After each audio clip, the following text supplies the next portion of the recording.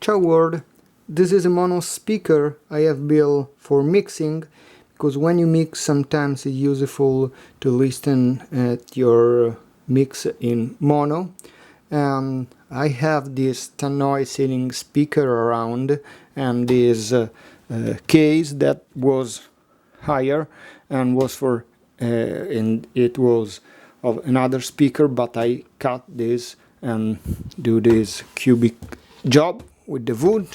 And as you can see, the Tannoy speaker has a transformer for the distribution system, but I have disabled. You can disable this on the speaker, and from the speaker I goes into this amplifier board. It is a TPA 3118, and the audio comes from this jack here.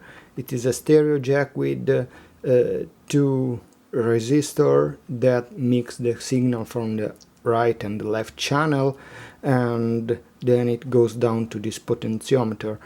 There's a switch for the power supply that is 12 volts, 3 amp, but you can use also a couple of amps for this board here.